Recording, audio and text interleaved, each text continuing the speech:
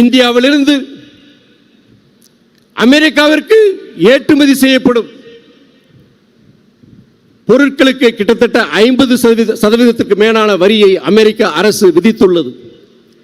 இந்த வரி விதிப்பால் இந்தியாவில், குறிப்பாக தமிழகத்தில் இங்கே உள்ள ஏற்றுமதி நிறுவனங்கள், உற்பத்தி தொழிற்சாலைகள் முடங்கும் சூழ்நிலை ஏற்பட்டு உள்ளது.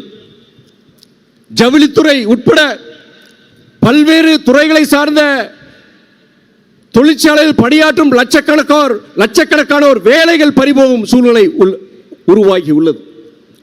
இந்த அசாதாரண அபாய சூழ்நிலை, இதை அகற்றிட ஒன்றிய பாஜக அரசு துரித நடவடிக்கைகள் ஈடுபட வேண்டும் என்பதையும் இந்த கூட்டத்தின் வாயிலாக நான் தெரிவித்துக் கொள்கிறேன்.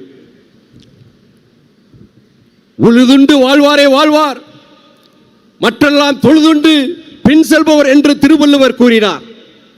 ஆனால் நலிந்து வரும் விவசாயத்தில் நம் நாட்டில் ஆண்டுக்கு 10,000 விவசாயிகள் தற்கொலை செய்து கொள்கின்றார்கள்.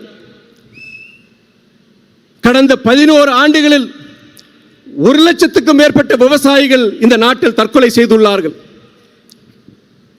இதற்கு இந்த அவலநிலையை போக்க விவசாய விளைபொருட்களுக்கு குறைந்தபட்ச ஆதார அந்த விலையை ஒன்றிய அரசு நிர்ணயம் செய்ய வேண்டும். நிர்ணயம் செய்யப்பட்ட அந்த குறைந்தபட்ச ஆதார விலை, அதை 100% அமல்படுத்த சட்டங்களை ஒன்றிய அரசு இயற்ற வேண்டும் என்பதையும் தெரிவித்துக் கொள்கிறேன். கடுமையாக்கப்பட்ட பயிர் காப்பீட்டு திட்டத்தின் விதிமுறைகளை ஒன்றிய அரசு மாற்ற வேண்டும். அனைத்து விவசாயிகளும் இழப்பீட்டு தொகையினை எளிதில் பெறும் வண்ணம் அந்த விதிமுறைகளை ஒன்றிய அரசு மாற்ற வேண்டும் என்ற கோரிக்கையை நான் இந்த கூட்டத்தின் வாயிலாக தெரிவித்துக் கொள்கின்றேன்.